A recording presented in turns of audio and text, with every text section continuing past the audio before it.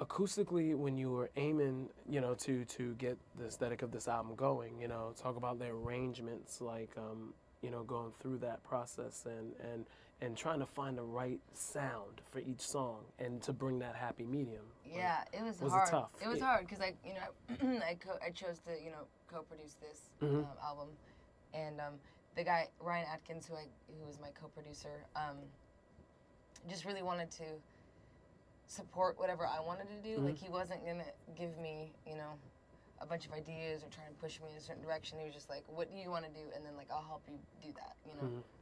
And at first I was really frustrated with that because I wanted him to just, you know, just do it, you know? And, like, you know, and I, you know, come in with my 2 cents, but, like, for him to have the big picture.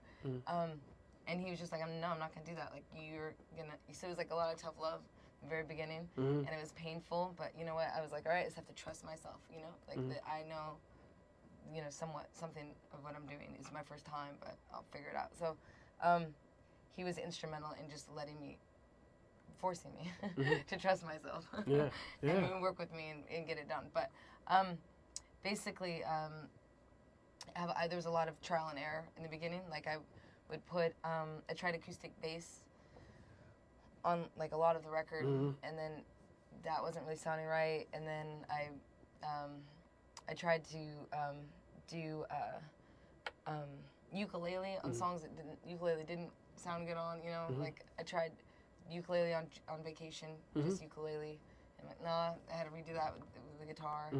Tried the guitar on Santeria, and like, no, I have to do that on the ukulele. But I guess the big picture of the album was that I wanted a very simple, non-overproduced, just about the song, just about the message, and that's it. Sound, I guess. So I was thinking, like, how can I do it minimally and simply, and in its simplicity, in how simple it is, find the beauty, instead of, like, look how complicated and how fancy it is. Like, just wanted to, and it turns out to just do it very sparse and simple and organic is so much harder than just going, put another track on, put another track on, put another track on. It's so much easier to do that than to try and make just a couple of tracks sound awesome. Yes, yes, indeed. Yeah, because, I mean, overlayering, that's the problem with a lot of what's going on, you know, on radio. Yes, everyone's overlayering, and, like, so many tricks, producer tricks. And, like, it's not about, there's no producer tricks on this album. Trust me. I need no tricks. And no auto-tune either. No auto-tune either, because we left a lot of mistakes in, you know. But you sing, I mean, your intonation is great though on the record, so it's like definitely. And like real quickly, your training. What did you take opera lessons or just like which type of vocal training did you have? Because you have a lot, you know, your voice is very controlled. You have very good instruments. So talk about like. Well, I've been singing since I can remember.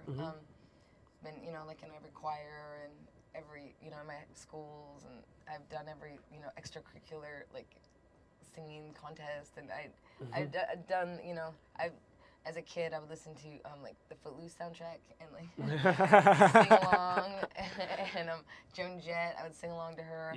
And, you know, at one point, like, I would just train myself, like, I'd listen to Mariah Carey albums, and I'd be like, all right, it's I don't know how she's doing it, but, like, she is doing it. So why don't I just spend a couple hours every day to try and sing until, like, I can hit every single note that she's hitting. And figure out how she's doing. Right, yeah, so I would just, like, you know, I wasn't, like, a big fan, but I was, like, I used it as, like, a,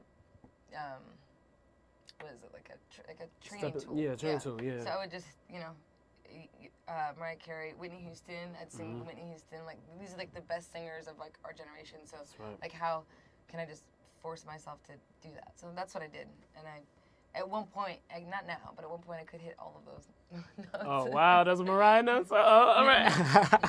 no, the Whitney Houston notes. Oh, the Whitney Houston, okay, yeah. But no longer can do that. Too many years of doing rock music, screaming. Yeah. What's next for Aimee Allen? Before we conclude, what's next for you after the tour with Sugar Ray? Hopefully headlining my own tour, going out on my own, and I would like to do another album that's, you know, as soon as possible, really. I'm writing it right now, of course, And it's going to be a happier, even happier than this. So this is a little happiness. It'll be a lot of happiness, I guess. All right, all right. Hopefully. I just want to do, positive music and send up, this is like a tough time. Like, I just feel like on the planet and in our world and in our country with the recession and the depression and just like the corruption and like and the lack of respect for each other, like in society, just that, just like we're just like we need to go so much further.